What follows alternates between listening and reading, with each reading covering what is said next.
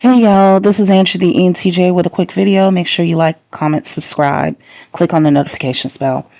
Listen, if you think that education is expensive, then try paying the cost of ignorance. Because that is what I'm about to talk about here.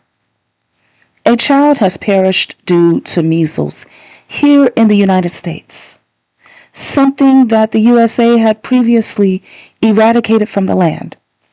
Let me read this article, and I will provide a link to it in the description box. It says a school-aged child has been unalived due to measles in West Texas, the first unalivement from the disease in a decade within the United States. The child had not been vaccinated against measles, according to the city of Lubbock's health department. The unalivement, confirmed by Catherine Wells, the Lubbock Health Department's Director of Public Health, is part of a fast-moving outbreak that's infected at least 124 people, mostly children, in rural West Texas. The official tally of people who have been hospitalized is 18, according to the Texas Department of State Health Services. That number isn't up to date, says Dr. Laura Johnson, a pediatrician and the chief medical officer at Covenant Children's Hospital in Lubbock.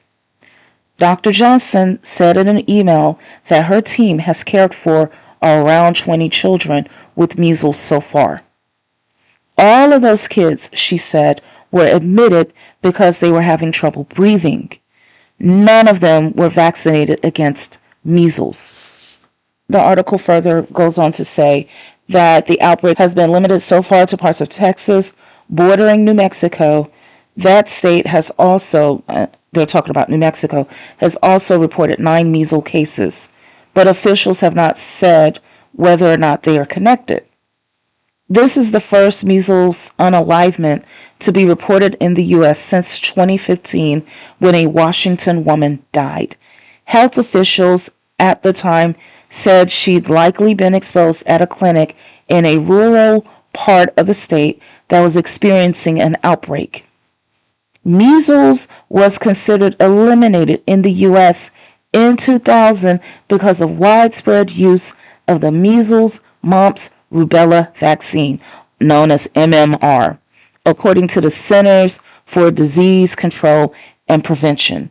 2 doses of the shot are 97% effective in preventing the disease. Oh my goodness, y'all. And here's my commentary. First, I want to say rest in peace to the baby who was born into a world that was too doggone ignorant to appreciate his or her presence.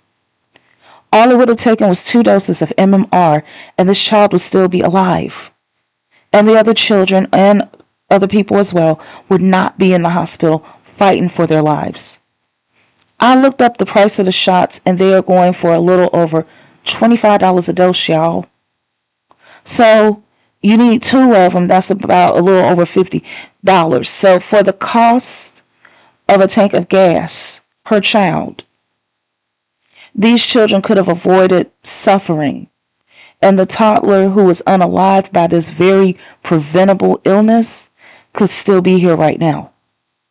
This is the kind of stuff that I see when I criticize the pro-lifers who will watch women going through miscarriages slowly perish in agonizing pain from sepsis due to the incomplete miscarriage, because the same procedure that could help them, which is called dilation and curettage, or DNC, is the same procedure that is used in the voluntary ending of pregnancies.